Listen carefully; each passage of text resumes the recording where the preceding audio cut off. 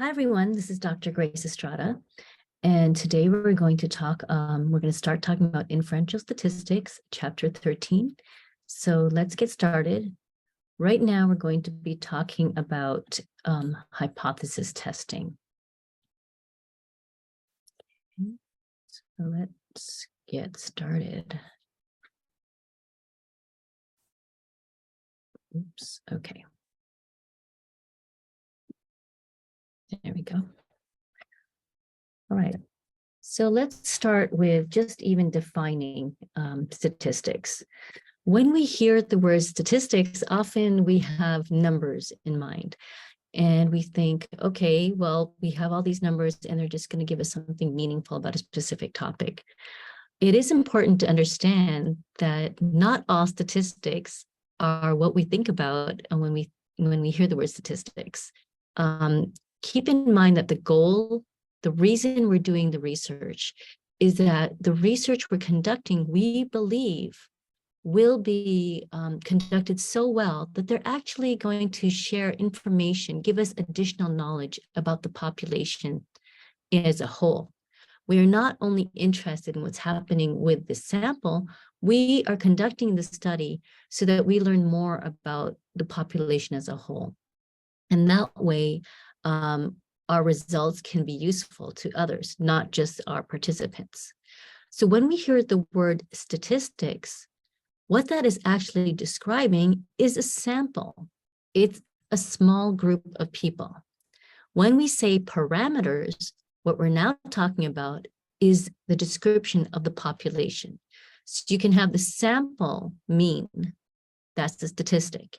If you're talking about the mean of the general population, that is a parameter. So it's important to understand that difference. Another important concept to think about is sampling error.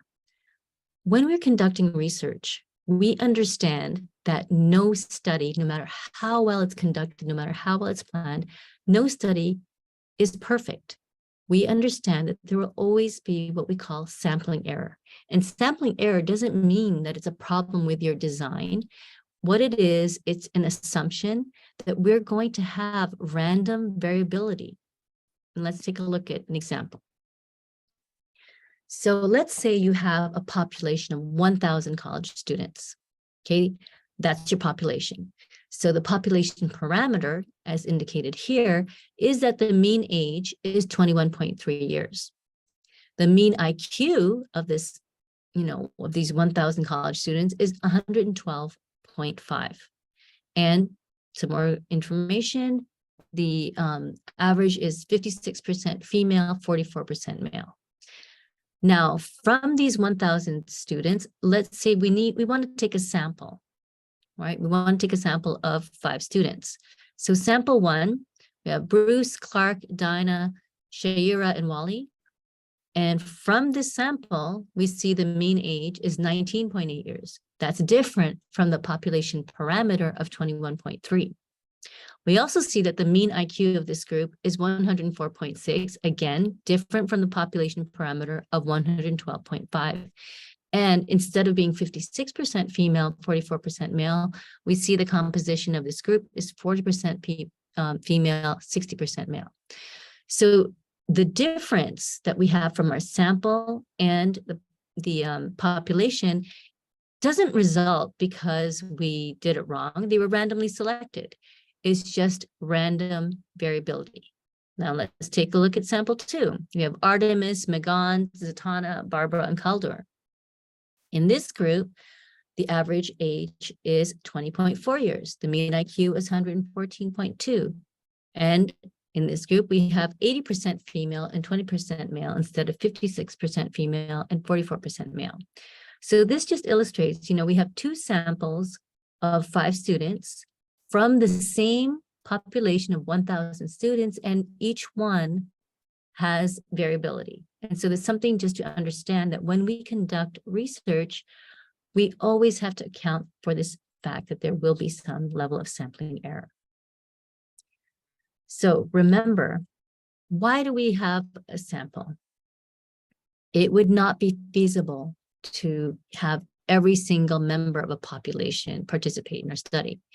So we want a sample that is a subgroup of that population, and we want that sample to be representative of the larger population. As researchers, we know the sample does not equal the population. Simply looking at the random error, we know that it's never going to be exactly the same. So we still use inferential statistics, though, because that is what's going to help us determine if our sample results will match what we would get if we sampled the population over and over again. So when we talk about inferences, we are making the inference that the results from our sample are likely to be found in the population as well. That's why we're conducting research, to add to that general knowledge. We don't only want to know what happens to our sample.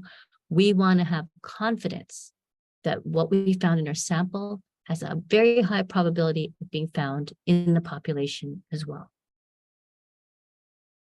So with inferential statistics, what we're trying to determine is, will these results from the sample data generalize to the population?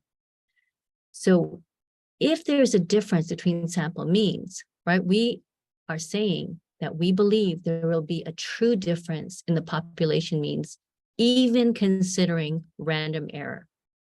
So think about that. So we understand there's going to be random error simply because of variability that happens when we collect these samples.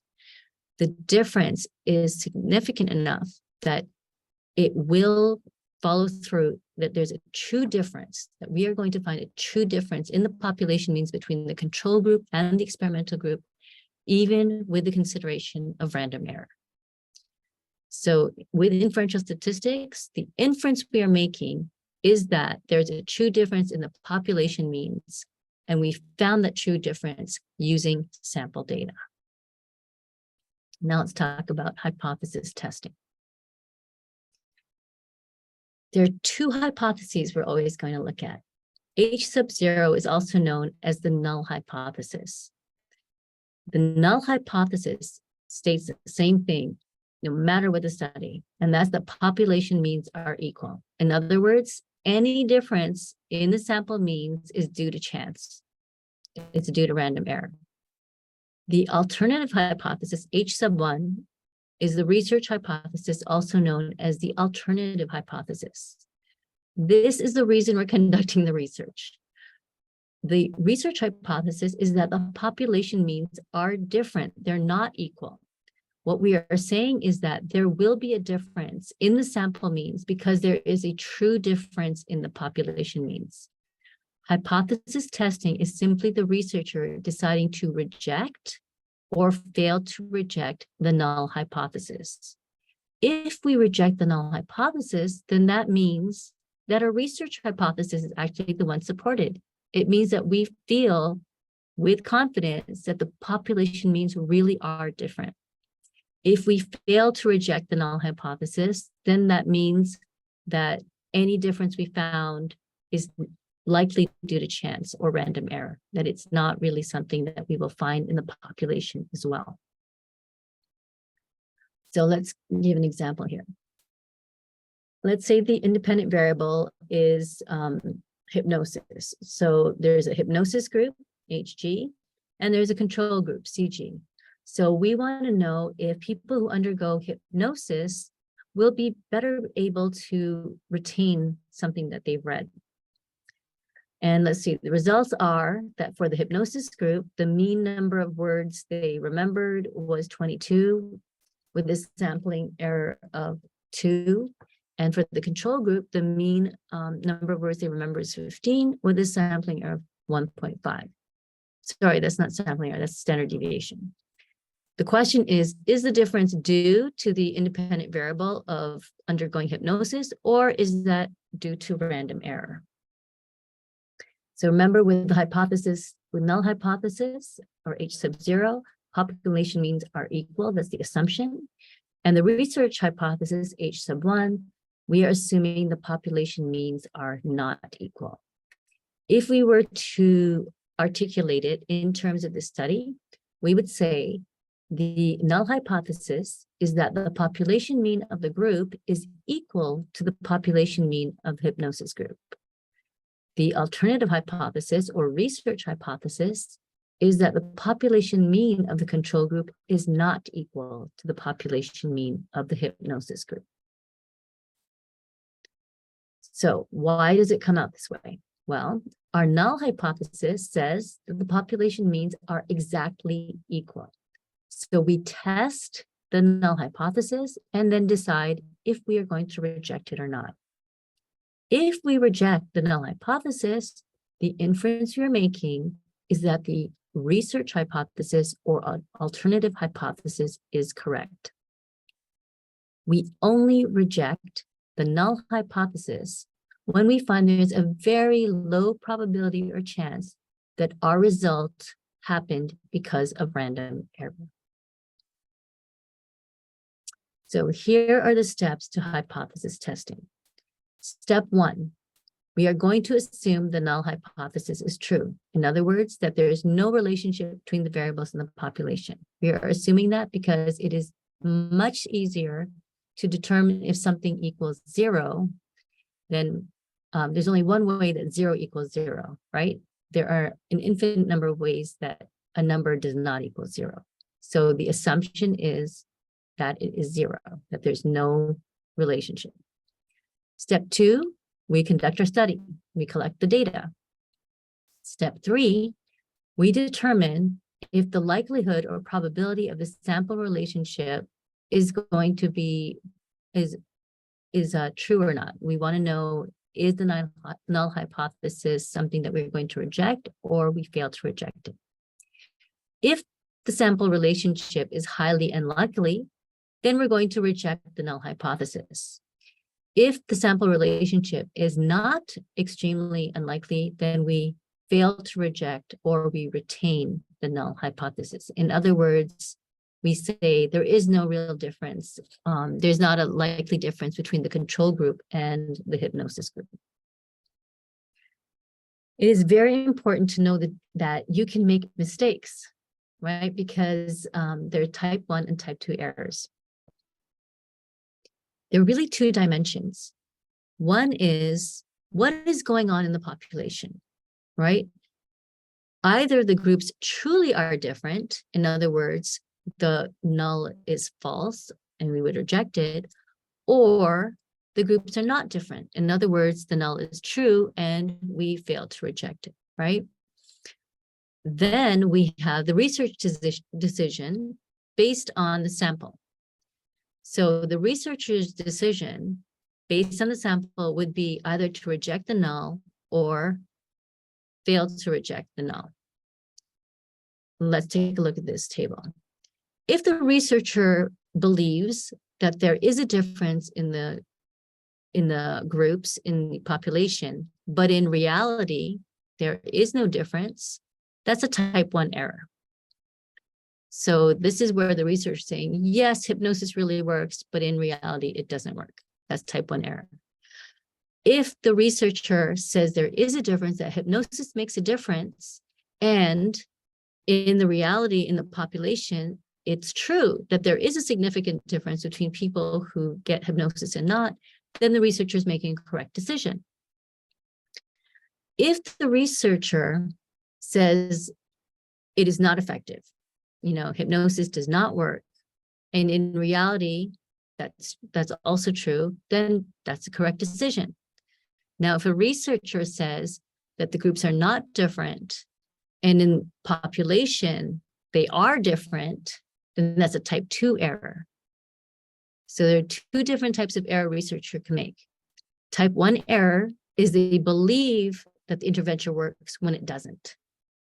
Type 2 error is they believe the intervention does not work, but actually it does. And so you need to know the difference between these 2 types of errors. So an example that we often use in probability studies has to do with coins, right? So the question is this coin weighted? The sample null hypothesis, it's not weighted, we'll get an even split of heads or tails.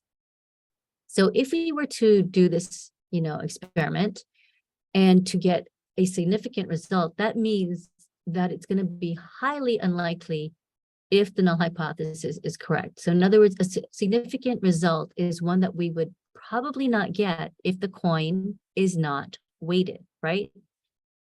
So let's take a look. If we were to flip a coin and 10 times, and we got 8 heads in a row, the question is, did that happen because of random error, or did it happen because the coin is weighted? So we would use a sampling distribution to know what's the probability of getting, a certain number of heads in a row. A sampling distribution is really just a theoretical distribution of the frequency of all possible outcomes of a study. So let's take a look. Here's the sampling distribution. We have probabilities based on the null hypothesis being true. So if you got 10 heads in a row, the probability of getting that is 0.00098. Very, very unlikely that you would get 10 heads in a row if the coin is not weighted. How about 9 heads in a row? Well, probability is 0.0098. 8 heads, 0.04. 7 heads, 0.12. So as you see, it gets closer to an even split. It's a higher and higher probability that it's going to be an unweighted coin. So 5 heads in a row, 0.25 probability of getting it.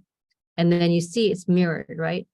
6 heads in a row is the same as 4. The probability of getting 6 heads in a row is the same as the probability of getting 4 heads in a row, and so on. So now let's think about this. We reject members. So the idea here is that with a type 1 error, we are rejecting the null, but the null is actually true. So in other words, we are deciding that the groups, the control group and the experimental group, are different, but in reality, they aren't. When does this happen? Well, it happens when we get a large t-value or f-value, and that depends on the analysis. So t-values from t-tests, f-values from ANOVAs. If we get that by chance, or in other words, we get this large value due to random error. The likelihood we're going to make this type 1 error is also known as the alpha level. So when we see the p-value, that's actually the alpha level we're talking about. P equals 0.05. What that means is there is a 5% chance of making a type 1 error. So in other words, 5% chance of rejecting the null when the null is actually true. The lower your alpha level, the less chance you're going to make a type 1 error. So if you were to lower your alpha level, for example, to p equals 0.01, then there's only a 1% chance that you're going to say that the null is, that you're going to reject the null when it's actually true. Problem is, when you decrease your chance of type 1 error by lowering that, you're actually increasing your chance of the type 2 error. So a type 2 error, remember, is when you accept the null or fail to reject it, but it's really false. So your deciding groups are not different based on your sample, but in the population, they really are different. So in other words, you're saying hypnosis doesn't work when it really does. So here you may get a non-significant result, but the difference actually is meaningful, but you don't see it as a researcher. So when would you make type 2 errors? 3 things could affect it. The significance level, as I mentioned, if you decrease your significance level, you lower your p-value, you decrease the chance of type 1, but increase the chance of type 2. Sample size. If you have a small sample, you're also decreasing the likelihood of detecting a true difference. Third, effect size. If the effect size is small, you need a large sample to see it. So an effect size is something that you can kind of gauge through looking at previous studies on similar topics.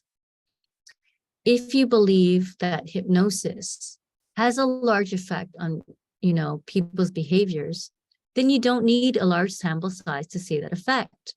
But if you are concerned and you think there's only a small effect of hypnosis, then you need to get more people in order to finally find that effect of hypnosis. So as I mentioned, the significance level is also known as the alpha level.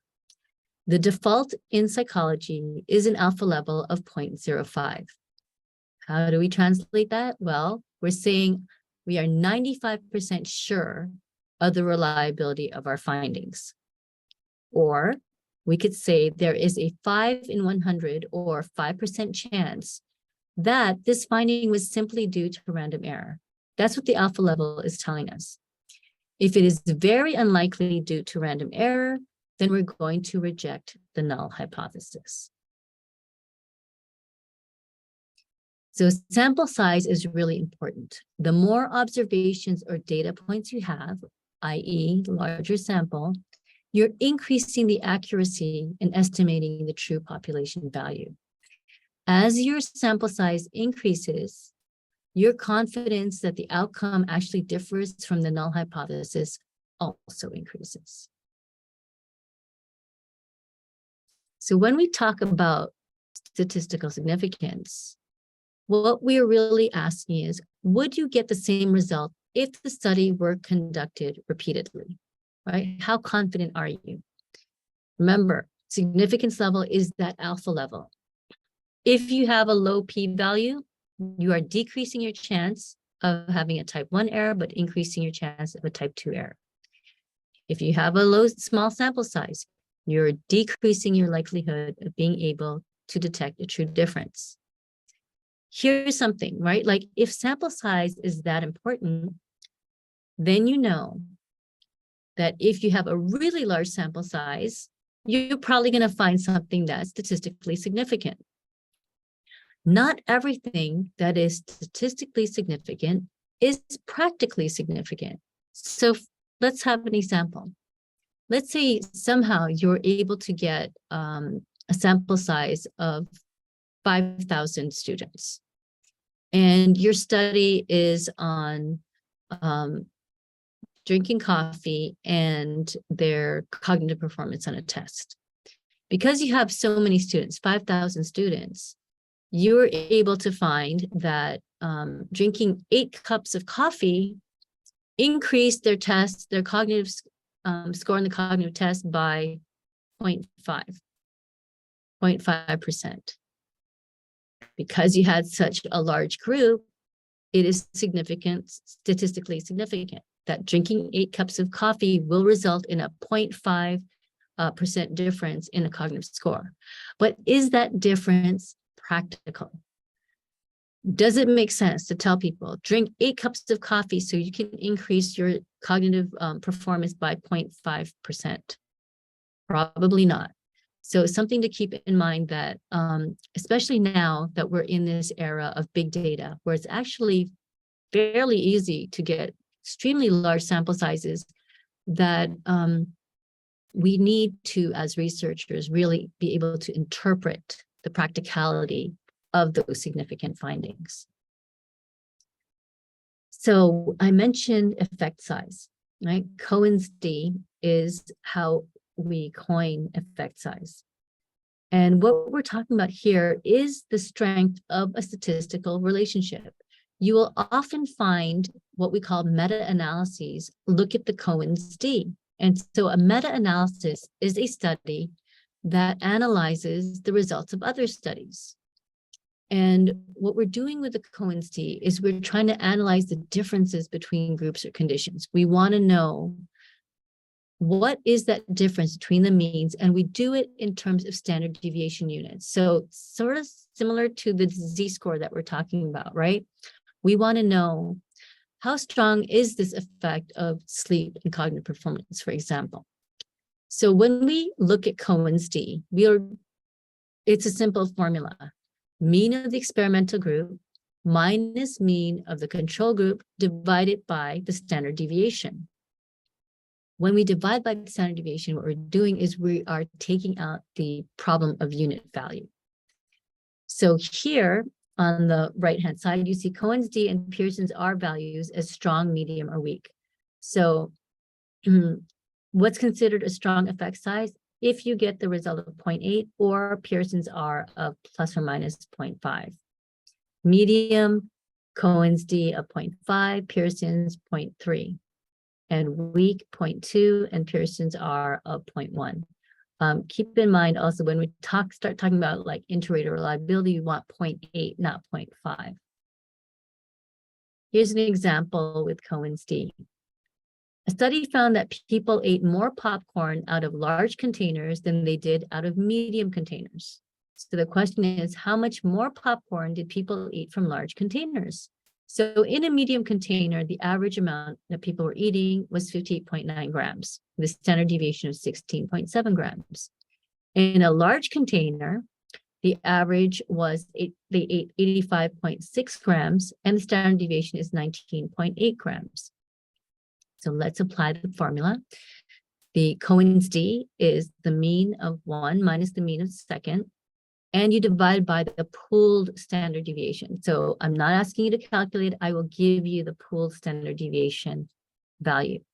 So 50.9 minus 85.6 and divide it by the pooled standard deviation of 18.3, you get negative 1.46.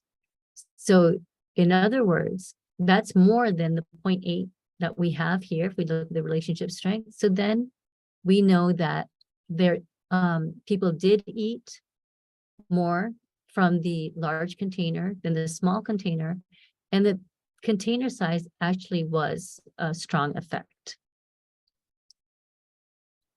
Okay, so thinking about hypothesis testing. So this is sort of a similar problem that I would present to you. I'll give you a situation. So Niels has a magic 8 ball, which is a toy used for fortune telling or seeking advice. To consult the ball, you ask the ball a question and shake it. One of 5 different possible answers then appears at random. Niels sensed that the ball answers ask again later too frequently. So he's suspecting there's something wrong with this ball. He used the ball 10 times and got ask again later 6 times. So here's the situation. Let's test the null hypothesis that each answer has an equal chance, right? So there are 5 possibilities. So that's a 20% chance of appearing in the magic 8 ball. The alternative hypothesis is that ask again later for some reason has a greater probability. What I will give you is a frequency table similar to the one on the right.